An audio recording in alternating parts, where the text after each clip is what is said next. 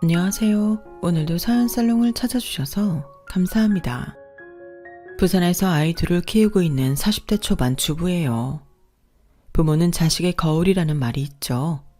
그런데 제 남편을 보면 그 말이 다 맞는 건 아닌 것 같아요. 적어도 제 남편은 시부모님과는 결이 다른 사람이거든요. 남편은 이민 2세대로 미국에서 나고 자랐어요. 대개 이민 2세대가 그렇듯 처음엔 제 남편도 한국어가 서툴었어요. 집에서 부모님이 한국어를 사용하시긴 했지만 밖에서는 늘 영어를 사용했으니까요. 그래서 한국어로 대화가 가능하기는 해도 어려운 단어나 속담, 관용어가 나오면 헤매이기도 했죠. 어릴 땐 학교에서 인종차별도 당하고 심지어 길에서 마주친 백인들한테 넌 어떻게 영어를 잘하냐 하는 말도 자주 들었대요. 영어를 잘해서 칭찬을 하는 건데 이게 뭐가 문제냐고 할 수도 있겠지만 생각해보세요. 한국에 사는 한국인한테 한국어를 잘한다고 하지는 않잖아요. 그렇게 말을 한다면 거기에는 넌 우리나라 사람도 아닌데 어떻게 우리나라 말을 잘하니? 라는 뜻이 담긴 거니까요. 적어도 제 남편한테 그런 말을 했던 백인들한테는 제 남편이 미국인으로 받아들여지지 않았다는 거예요.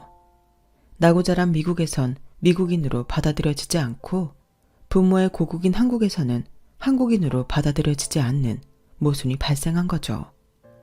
그렇다 보니 남편은 자라면서 정체성에 대한 고민을 많이 했다더군요.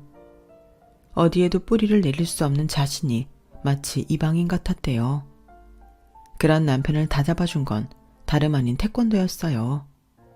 학교에서 하도 괴롭힘을 당하니까 자기 몸은 자기가 지켜야 된다는 생각에 시작했던 운동인데 태권도 관장님 덕분에 남편은 자신이 한국인이라는 자부심을 가지게 된 거죠.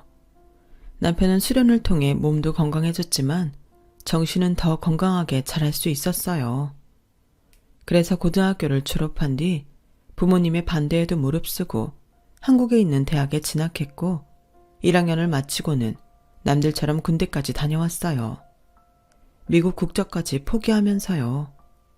남들은 돈을 주고라도 어떻게든 안 가려고 애쓰는 군대를 자발적으로 다녀왔다니 참 어지간한 사람이긴 하죠. 물론 남편의 그런 점에 이끌려 결혼까지 하게 됐지만 가끔은 참 융통성 없는 사람이다 싶기도 해요.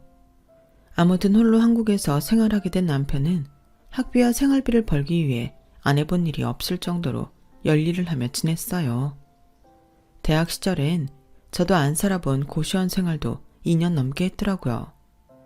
그 밖에도 햇볕 한 점 만드는 반지하집에 옥탑방 생활도 하면서 거주지를 한 단계씩 업그레이드 시켰고 그러다가 마지막으로 지내게 된 곳이 바로 저희 부모님 소유의 원룸이었어요. 저희 부모님은 자수성가해 동네에 작은 건물을 하나 가지고 계셨는데 1층에는 부모님이 하시는 식당이 있고 2층, 3층에는 한 층에 2개씩 원룸을 세놓고 계셨어요. 저희 식구는 4층에서 생활을 했고요. 그때 남편은 2층에 세대로 살고 있었죠. 제 남편에 대해 호감을 보인 건 저보다 저희 아빠가 먼저였어요. 2층에 새로 들어온 총각 말이야. 사람이 참 됐더라고. 아침 일찍 동네 한 바퀴씩 뛰고 집 앞 청소를 하지 뭐야. 며칠 저러다 말겠지 했는데 벌써 한 달 넘게 매일 청소를 하더라고. 네 집 자식인지 몰라도 부모가 아들 하나는 제대로 키웠어. 입에 침이 마르도록 칭찬을 하는 아빠를 보면서 꽤나 마음에 들었나 보다 했어요. 하지만 딱 거기까지였죠. 그런데 하루는 엄마가 그러는 거예요. 여보, 200으로 총각 말이에요. 알고 보니 미국 교포더라고요. 미국 국적도 포기하고 한국에 살면서 군대까지 갔다 왔다네요. 세상에 젊은 사람이 어쩜 그렇게 기특한 생각을 했을까? 이젠 아빠에 이어 엄마까지 칭찬이 이어졌어요. 이사 온 지 2달도 안 돼서 저희 부모님 마음을 사로잡은 남편은 순식간에 저희 집 사위 1순위가 되었어요. 엄마는 각종 김치며 밑반찬을 퍼나르기 바빴고 아빠는 안주거리를 핑계삼아 종종 남편을 집으로 불러 술자리를 가졌어요. 그러다 보니 어느새 남편은 저희 집에 자주 드나들게 되었죠. 명절엔 저희 집에서 차례도 지내고 밥도 함께 먹는 게 당연해졌고요. 제 남동생과 형동생하는 관계가 되었지만 그때까지도 저는 남편한테 이성적인 관심은 생기지 않았어요. 그러다가 제가 석사학위를 위한 영어 논문을 쓰게 되면서 관계가 깊어지게 되었죠. 아무래도 영어 논문이 국문 논문보다 점수가 높다 보니 욕심을 내긴 했는데 막상 시작해보니 이게 만만한 게 아니더라고요. 저도 영어 꽤나 한다고 하는데도 회화 실력이랑 논문 실력은 별개였어요. 이미 판은 벌려놔서 이제와 덮기는 곤란한 상황이라 이러지도 저러지도 못하고 있었죠. 그러자 엄마가 그러는 거예요. 혼자 끙끙 앓지 말고 성훈이한테 도와달라고 해봐. 영어라면 숨쉬듯이 술술 나오는 앤데 옆에 영어 박사를 두고 왜 고민을 해? 엄마, 이게 영어 좀 한다고 할 수 있는 게 아니라니까.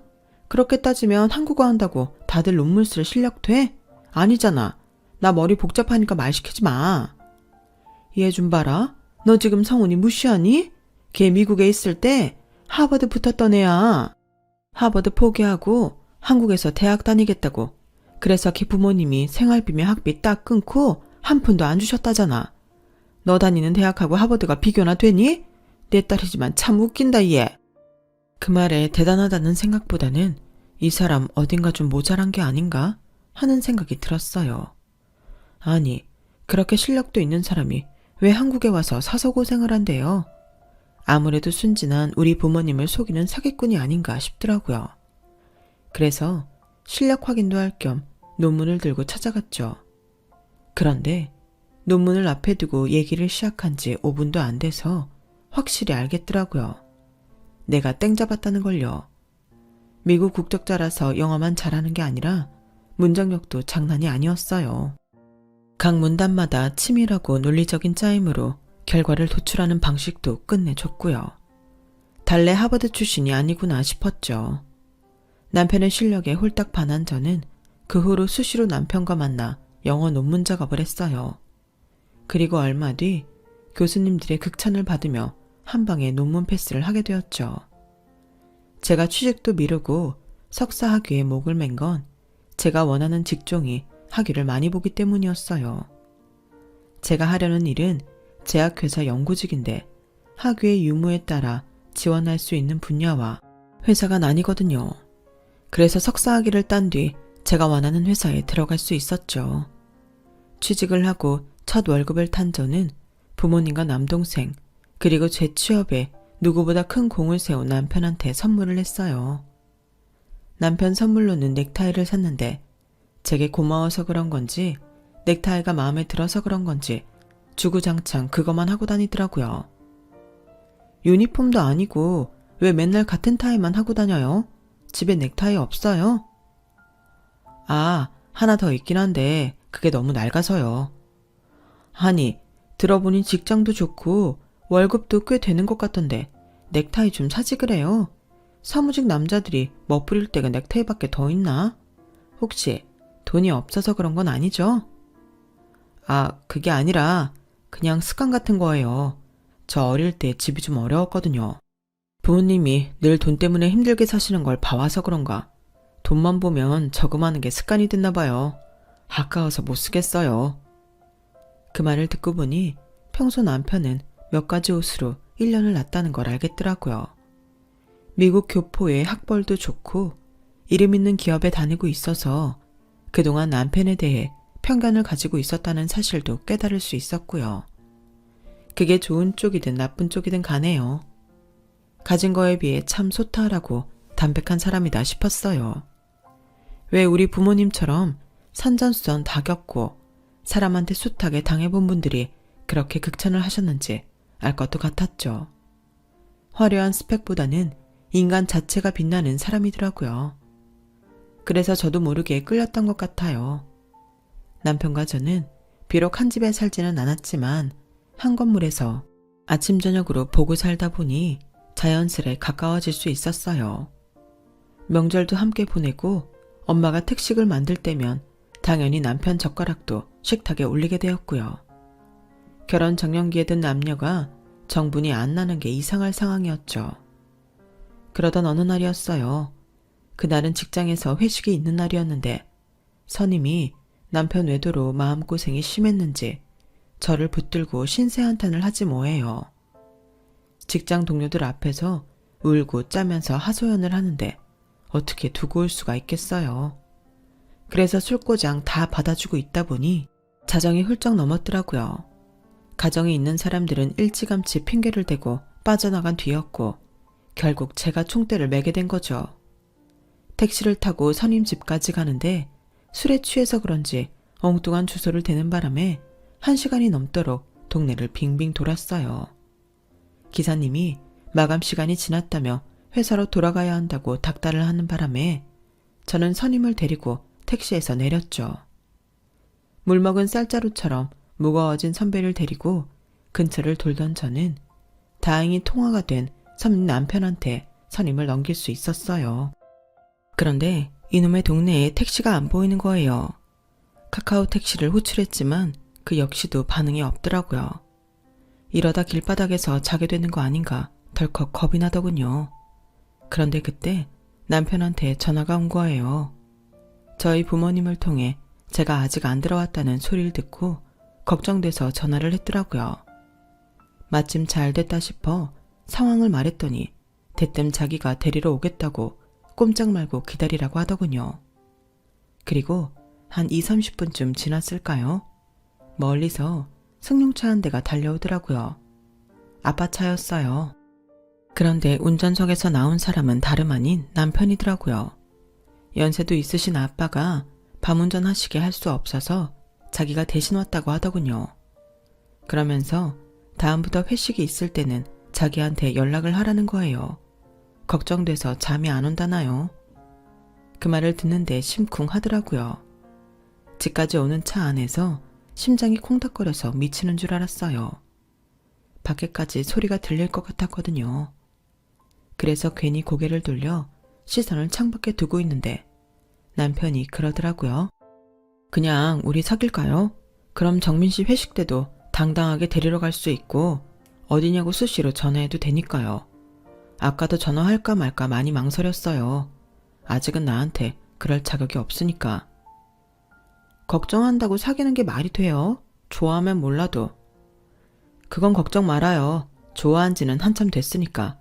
그럼 우리 지금부터 사귀는 거예요? 아니 뭘 또 그렇게 급하게 해요. 나도 싫은 건 아닌데 그래도 이렇게 사귀는 건 좀 그렇지 않나 해서요.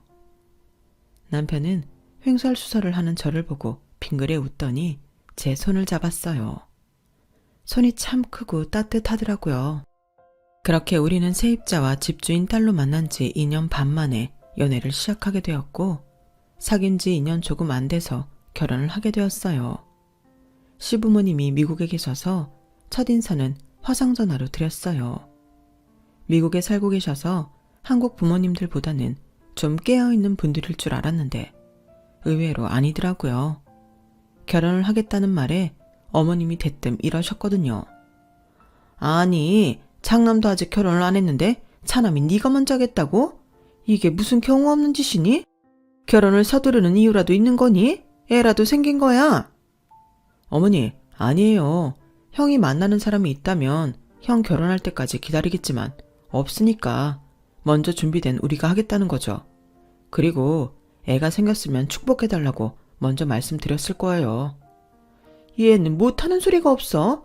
결혼도 안 한 상황에 애를 갖는 게 말이 되니? 난 결혼 전에 몸 함부로 굴리는 여자 며느리로 안 본다. 자고로 신부감은 남자를 모르는 여자를 골라야 돼. 왜 새거도 많은데 헝거를 골라? 절대 그러면 안 돼. 옆에서 그 말을 듣는데 이건 웬 조선시대? 하는 생각이 들더라고요. 물론 혼전 임신을 추천하는 건 아니지만 그걸 여자한테 책임을 떠넘긴다는 건 말이 안 되는 거잖아요. 게다가 헝거라니요. 솔직히 그날 통화를 끝내고 잠시 고민을 했어요. 이런 시부모 밑에서 살 수 있을까 하는 걱정 때문이었죠. 남편만 보면 더없이 훌륭한데 아무리 봐도 시어머니 자리는 영 탐탁치 않았어요. 그래도 다행이라면 다행이랄까? 시댁이 미국에 있어서 자주 보지는 않아도 된다는 거였죠. 그래서 남편만 보자는 생각으로 결혼을 감행했어요. 시부모님이 한국에 들어올 상황이 안 된다고 하셔서 결혼식은 한국에서 한 번, 미국에 가서 한 번 더 했어요. 미국에서 한 결혼식의 하객은 남편 친구들 몇몇을 빼면 시부모님이 다니는 교회 분들이 대부분이었어요.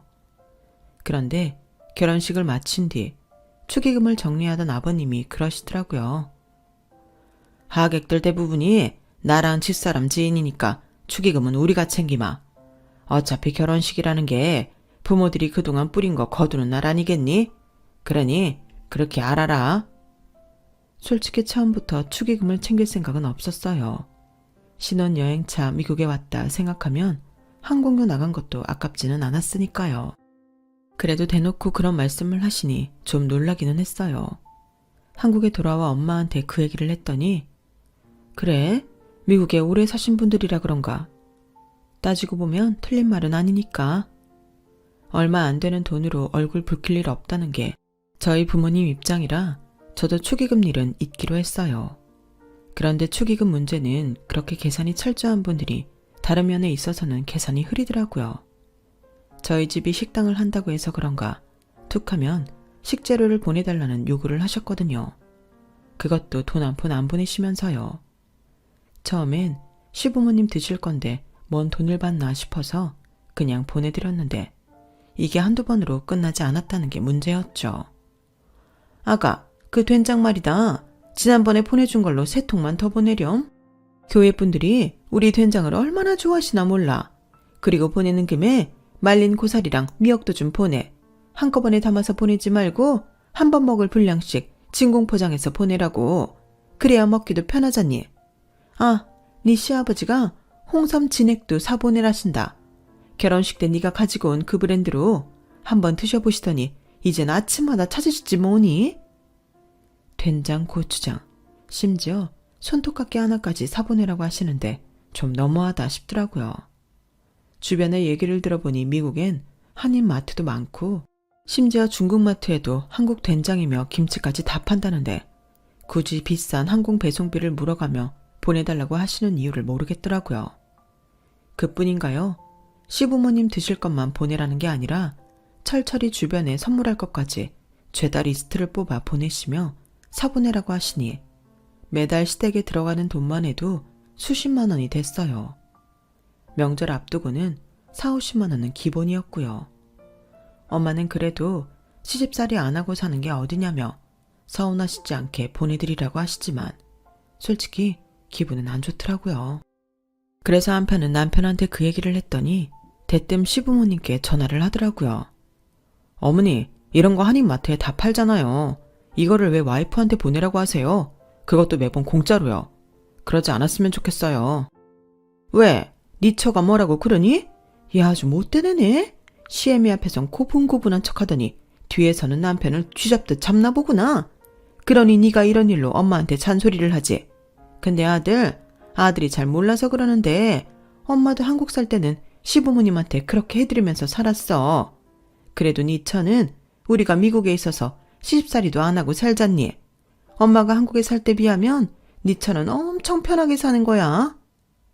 어머니, 요즘 한국 시어머니들은 어머니처럼 안 그래요. 며느리 괴롭히지도 않고 생일에 옷도 사두고 주말에 마트도 데리고 가고 그런다고요. 말도 안 되는 소리 마라. 그건 다 방송에서 가짜로 지어내서 하는 소리야. 어디 시어머니들이 며느리 생일 선물을 사주고 딸처럼 데리고 다니니? 우리 때는 시어머니 옆에서 밥수저도 제대로 못 들었어. 어디 감히 시어머니랑 겸상을 해? 말도 안 되지. 네 처가 청 그렇게 우리한테 돈 쓰는 게 아깝다고 그러면 앞으로는 하지 말라고 그래. 엄마도 며느리한테 뒷얘기 들으면서 그깟 거 받고 싶지 않으니까. 어머니, 그렇게 감정 앞세워 말하시면 안 되죠. 와이프도 한다고 하는데 어머니도 조금 양보해 주시면 되잖아요. 우리 대화로 잘 풀어요. 네? 남편은 한참이나 시어머니를 설득했어요. 그렇게 해서 타협을 본 결과는 이랬어요. 명절이나 어버이날, 부모님 생신 때 보내드리는 선물은 무조건 공짜. 그 기간에 시부모님이 요구하시는 건 쌀이든 옷이든 된장이든 뭐든 공짜로 보내드리지만 그 외 기간에 보내라고 하시는 건 비용 청구를 하겠다. 이게 참 야박한 것 같지만 저희 시부모님한테는 이렇게 안 하면 끝도 없이 요구를 하시거든요. 그런데 이 타협안에도 허점은 있었어요. 그건 바로 가격과 종류 그리고 양이었죠. 타협안에 명시된 그날이 다가오면 시어머니는 엄청난 리스트를 쭉 뽑아서 제게 메일을 보내셨는데 그 종류와 양이 엄청 낮다는 거예요. 그러니 돈도 그만큼 많이 들 수밖에요. 엄마, 우리 시부모님 정말 너무한 거 알아? 어버이날이라고 아버님은 공진당 10박스에 홍삼 절편 20박스나 보내달래. 어머님은 또 어떻고 올 겨울에 입을 구스다운 패딩에 큰아들 보러 달라스에 가신다고 왕복 항공권까지 사달라셔. 무슨 날만 되면 한미천 잡으려는 사람들처럼 이러시는데 정말 미치겠다니까. 이럴 거면 차라리 한국에 사는 시부모님이 낫겠어. 너무 그러지 마라. 기껏 해야 몇 년에 한번 볼까 말까 한 시부모님인데 그 정도 못 해드리겠니? 손녀딸도 마음대로 못 보시고 떨어져 사시는데 안쓰럽지도 않아? 애 엄마가 돼서는 마음을 곱게 써야지. 그래야 나중에 네 딸이 좋은 시부모님 만나지. 베푼 만큼 복 받는다 생각하고 좋은 마음으로 해드려. 엄마 말이 틀린 것만은 아니었어요. 사실 저도 마음에 걸리는 부분이 있긴 했거든요. 결혼하고 이듬해 제가 딸을 낳았지만 그때도 시부모님은 한국에 들어오지 못하셨어요. 그래서 영상통화로만 손녀딸을 보셔야 했죠. 엄마는 그 일을 두고 못내 안타까우셨던 모양이에요. 그래서 딸아이가 돌이 지나자 시댁에 다녀오라고 항공권을 사주셨어요. 제 남편이 둘째이긴 하지만 아주버님이 저희보다 2년 늦게 결혼을 한 탓에 집안에서는 제 딸이 첫 손주였거든요. 그래서인지 시부모님은 엄청 좋아하셨죠. 그래서 미국에서 지내는 일주일 동안 두 분은 손녀딸을 손에서 놓지 않으실 정도였어요. 눈에 넣어도 아프지 않을 손녀딸을 멀리서 영상으로만 봐야 하니 얼마나 가슴이 아프시겠어요. 그래서 이번 일도 그래, 내가 참자 하는 생각으로 넘기고 말았죠. 그렇게 참고 산 게 장장 15년이었어요. 이제는 시부모님의 지나친 요구도 그러려니 하고 넘기는 경지에 이르렀죠. 그러다 2년 전 시부모님이 한국에 들어오시게 된 거예요. 말년은 한국에서 보내고 싶으시다며 집도 팔고 완전히 정리해서 한국으로 오신 거죠. 서울에서 13년 넘게 살아온 우리 부부는 남편 직장 때문에 부산으로 내려온 지 2년이 가까이 되는 터라 시부모님 집을 어디에 잡아드려야 할지 고민이 되더라고요. 저희가 사는 부산에 잡자니 우리가 서울로 가게 되면 그때는 시부모님만 부산에 두고 가야 돼서 안 되겠더라고요. 그래서 생각 끝에 서울에 마땅한 집을 찾아드렸어요. 두 분 다 일을 그만두신 터라 노후 생활자금도 남겨야 해서 집은 두 분이 사시기 불편하지 않을 정도의 아담한 집으로 골라드렸죠. 미국 집에 비하면 한참 좁긴 하지만 그래도 신축 빌라라서 냉난방도 잘 되고 주변에 재래시장을 비롯해 편의시설이 잘 돼 있어서 사시는 데는 불편함이 없는 집이었어요. 집 근처 버스 정류장에서 버스 한 번만 타면 20분 내외로 저희 부모님 댁까지 갈 수도 있었죠. 한국을 떠나 사신 지 오래돼서 주변 도움이 필요할 것 같아 일부러 제 친정 근처에 집을 얻어드렸는데 시부모님도 그 점에 대해선 만족하시더라고요. 오히려 불편한 건 저희 부모님이었죠. 두 분이 툭 하면 제 친정에 찾아와 쌀이며 부식, 심지어 밑반찬까지 받아다 드셨거든요. 부산에 살고 있어서 그런 시시콜콜한 사정까지 몰랐던 저는 남동생을 통해 그 얘기를 듣고 기함을 토할 뻔했다니까요. 누나, 사돈어른 말이야. 진짜 얼굴에 철판 까신 것 같아. 어제는 우리 집에 와서 아빠 겨울 점퍼가 마음에 든다고 그걸 달라고 하더라니까. 난 내가 잘못 들은 줄 알았어. 그냥 달래. 자기 마음에 든다고. 기가 막히지 않아? 사부인은 또 어떻고. 엄마가 친구분들이랑 같이 맞췄던 진주 목걸이 알지? 사부인이 자기는 목이 길어서 진주 목걸이가 잘 어울린다면서 기어이 그걸 받아갔다니까. 완전 2인조 강도 같았어. 동생 말을 듣는데 어안이 벙벙해지더라고요. 사람이 염치가 없는 건 알았지만 이 정도일 줄은 몰랐거든요. 그래서 엄마한테 전화해 동생이 한 말이 사실이냐고 물었더니 웃으면서 그래도 사람들이 아기가 있는 사람들 같진 않아서 그냥 줬다고 하더라고요. 저로서는 이해가 안 갔지만 그래도 엄마가 웃으며 넘기시지 저로서도 어쩔 수 없더라고요. 그런데 이건 애교에 불과했어요. 시부모님이 한국에 들어오신 지 1년이 조금 넘었을 무렵이었어요. 집 배관에 문제가 생겨서 보수공사를 해야 한다더라고요. 어쩌니? 네 시아버지랑 내가 당장 지낼 곳이 없다. 호텔로 들어가자니 한 달 넘게 있으려면 돈이 얼마야. 너희라도 근처에 살면 거기 가서 있는 건데. 그래서 말인데 주변에 방 하나 비는 거 어디 없겠니? 그냥 잠잘방이랑 욕실만 있으면 돼. 수고스럽겠지만 네가 좀 알아봐다오. 제 주변엔 놀리는 방을 가진 분이 없어서 친정엄마한테 말씀드렸더니 대뜸 그러시는 거예요. 그래? 그럼 우리 집에 오시라고 해. 3층에 방 하나 비어있거든. 빌트인이라 몸만 들어오시면 되니까 옷가방만 챙겨오시면 되겠네. 정말? 다행이네. 못해도 한 달 이상 걸릴 텐데 괜찮겠어? 비용은 아버님께 말씀드려 놓을게. 얼마 정도 받으면 돼? 얘는 사돈지간에 뭐 그런 돈을 받아? 그냥 들어와 사시라 그래. 한 달 정도야 뭐 전기세 물세 해봐야 얼마 나오겠니? 그러니까 신경 쓰시지 말고 편히 지내다 가시라 그래. 그때까지만 해도 길어야 한 달 반이면 끝날 일이라고 생각했어요. 하지만 그건 엄청난 오판이었죠. 제 친정에 들어온 시부모님은 한 달이 지나고 계절이 몇 번이나 바뀌도록 돌아갈 생각을 안 하셨거든요. 집만 빌려 쓰신 게 아니라 식사도 저희 친정에서 해결하실 정도로 진상의 극치를 보여주셨어요. 아침은 친정 부모님이 하시는 1층 식당에서 콩나물 해장국으로 해결하셨고, 점심은 산책 후 근처 카페에서 샌드위치나 빵으로, 저녁은 제 친정 엄마가 차려주시는 저녁 밥으로 해결하셨어요. 그렇게 얻어드시면서도 조금도 미안한 기색 하나 없었다는 게 신기할 정도였죠. 그런데 이 정도만 돼도 얄미울 판에 두 분이 어찌나 제 친정 부모님을 깔보시던지 정말 볼 때마다 주먹이 불끈불끈 할 정도였어요. 매번 영어 단어 섞어가며 미국에서는 어쩌고 저쩌고 하시는데 꿀서 나올 정도였죠. 사부인, 이 동네엔 어린지 파는 데 없어요? 난 미국에 살 때마다 오렌지를 갈아서 주스로 마셨거든요.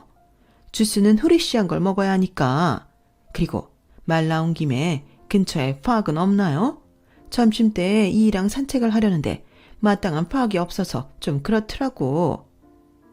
오렌지는 동네 마트에도 다 팔아요. 길 건너 마트 가시면 있을 거예요. 근데 파악이요? 파악이 뭐죠? 어머, 사부인은 파악도 몰라요? 그걸 한국어로 뭐라고 해야지? 그러니까 공원? 아, 공원. 이 동네에 큰 공원은 없고 대신 개천을 따라 산책로가 잘 되어 있어요. 거기 한번 가보세요. 개천은 너무 덜티해서 no 땡큐. 덜티? 그건 또 무슨 소리야? 암튼 한번 가보세요. 거기 아주 좋아요. 물고기도 살 정도로 얼마나 깨끗하게 잘 돼 있나 몰라요. 쌍팔년도 개천을 떠올리는 시어머니는 저희 엄마 말에 손을 휘저으며 노를 외쳤어요. 그 모습을 본 제 딸애가 키득거리며 제게 달려와 그러더라고요. 엄마, 할머니 발음 되게 웃겨. 오렌지 덜티. 그렇게 발음하니까 외할머니가 못 알아듣지. 엄마, 친할머니 영어 못하지? 코미디 영화에서 보면 꼭 영어 못하는 사람이 쉬운 단어만 혀 굴려가며 영어 쓰잖아. 완전 똑같아. 저는 딸아이 입을 막으며 그만하라고 잔소리를 했어요. 하지만 이미 늦었더라고요. 제 딸이 깔깔대며 하는 얘기를 시부모님이 다 들으셨거든요. 시어머니는 손녀딸의 놀림에 얼굴이 새빨개지셨지만 그렇다고 화를 낼 수는 없었어요. 사실 저희 시부모님이 영어를 잘 못하시는 건 사실이거든요. 미국 생활 내내 한인타운에서 일하고 교류도 대부분 한국인들과 하셔서 영어 쓸 일이 그리 많지 않았던 탓이죠. 그건 영어 실력이 저희 부모님 앞에서는 어떨지 몰라도 영어를 유창하게 하는 제 딸 앞에서는 어림도 없었다는 게 문제였어요. 그날 이후 시부모님은 어줍지 않은 영어 발음으로 제 친정 부모님을 기죽이는 행동은 하지 않으셨어요. 정확히는 그럴 수가 없었죠. 얼마 뒤 제 친정에서 쫓겨나셨거든요. 한 달 정도면 끝날 거라던 공사가 1년이 다 되도록 끝날 기미를 보이지 않자 더는 두고만 있을 수가 없었어요. 시부모님 때문에 새를 놓을 방을 놀리게 된 것도 그렇고 무엇보다 염치 없는 시부모님 때문에 친정부모님이 너무 피곤해 하셨거든요. 이건 뭐 상전을 모시고 사는 것도 아니고 돈 한 푼 안 내면서 이거 해달라 저거 해달라 요구 조건만 많으니 어떻게 한 집에 살 수 있겠어요. 그래서 보다 못해 에어비앤비를 통해 시부모님이 머물 집을 알아보았어요. 차후 비용은 시부모님께 청구할 생각이었죠. 그런데 집을 찾던 중에 굉장히 익숙한 집을 보게 된 거예요. 저희 시부모님이 한국으로 들어오실 때 미국에서 사용하시던 그릇이랑 소품들을 죄다 들고 오셨는데 그게 그대로 놓인 집이 있더라고요. 위치를 확인해보니 플랫폼 특성상 정확한 위치는 안 나온다 쳐도 저희 시부모님 댁 근처임은 확실했어요. 페이지에 올려진 집 사진을 하나하나 넘겨볼 때마다 의혹은 확신으로 변해갔죠. 이건 분명 저희 시부모님 집이 맞았어요. 후기를 보니 집 수리 중이라던 기간에 그 집에 머물렀던 손님들이 한둘이 아니더라고요. 지난 시간 동안 시부모님은 당신들 집을 빌려주고 돈을 받아 챙기곤 제 부모님 집에서 공짜로 숙식을 해결했던 거죠. 그러면서도 집안일을 돕기는커녕 손 하나 까딱 안 하고 무의도식한 거예요. 순간 속에서 천불이 올라오더라고요. 어쩜 사람들이 이럴 수가 있죠? 아주 양심을 물 말아먹은 인간들이더라고요. 이쯤 되니 지난 15년 동안 미국에 살면서 제가 말도 안 되는 요구를 했던 것까지 죄다 소환돼서 제 분노에 기름을 끼얹었어요. 그래서 그날 바로 남편과 함께 서울로 달려갔죠. 차 안에서 저를 통해 상황을 전해들은 남편은 창피해서 얼굴이 붉어졌어요. 자기야, 나 말리지 마. 나 더는 못 참으니까. 그동안 우리 엄마랑 아빠가 당신 부모님 때문에 얼마나 힘들었는지 알지? 나도 지난 15년간 정말 많이 참았는데 이제 더는 못 참겠어. 남편은 한숨만 쉴 뿐 아무 말도 못했어요. 그렇게 11시가 넘어서 친정에 도착한 저희 부부는 시부모님께 전화해 4층으로 올라오시라고 했어요. 그렇게 양가 부모님이 모인 자리에서 저는 아까 찾아보았던 에어비앤비 어플을 켰죠. 어머님, 아버님, 집 공사는 아직인가요? 예, 너 지금 그거 물으려고 이 시간에 서울까지 와서 시부모를 부른 거냐? 얘 정말 개념 없는 애네? 이보세요, 사돈. 얘가 이럽니다. 도대체 애 교육을 어떻게 시켰길래 이런 막대먹은 짓을 한답니까? 애티튜드가 빵점이에요. 어머님, 그건 제가 할 말이에요. 도대체 어머님, 아버님은 어디서 어떻게 교육을 받으셨길래 눈 하나 깜박 안 하고 숨쉬듯 거짓말을 하세요? 여기 보이는 이 집 어딘지 아시겠어요? 이 후추통이랑 토마토 모양 버터통 기억나시죠? 어머님이 미국에서부터 애지중지 가져온 물건인데 설마 모른다고 하시진 않겠죠? 집 공사가 안 끝났다고요? 그 공사 정말 하기는 한 거예요? 예, 그럼 하지도 않은 공사를 했다고 하겠니?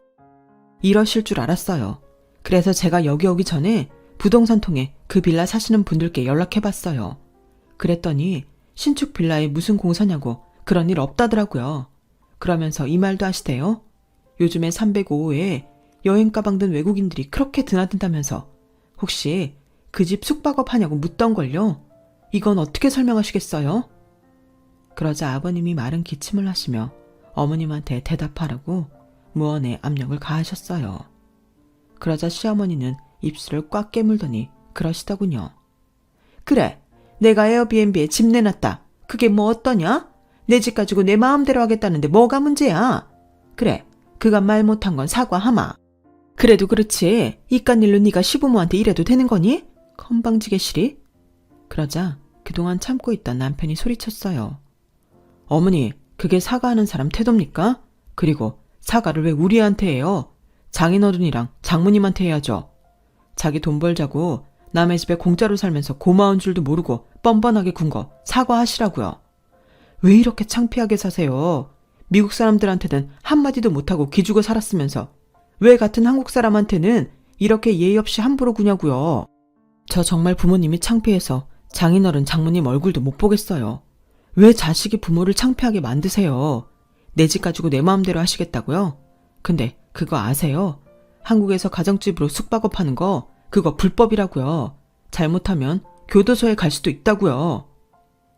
그 말에 시부모님은 얼굴이 하얗게 질렸어요. 미국에서 살면서 이방인 취급받는 거 싫다면서요. 그래서 늙어선 고향 땅에서 행복하게 살겠다면서요. 그래놓곤 왜 이러고 사시는 거예요. 가족들 힘들게 하고 상처 주면서 두 분만 편하고 좋으면 그만이냐고요. 그게 무슨 가족이에요. 남도 그렇게는 안 해요. 형이 왜 집 떠나서 달라스로 갔는지 잊으셨어요. 어머니 아버지가 이러니까 창피해서 그런 거잖아요. 이젠 나도 더는 못 참아요. 내가 사랑하는 와이프랑 장인어른 장모님 가슴 아프게 하면서까지 어머니 아버지 챙기지 않을 거예요. 지금 당장 짐 챙겨서 돌아가시고 그동안 집 렌트비로 받은 거 장인어른께 돌려드리세요.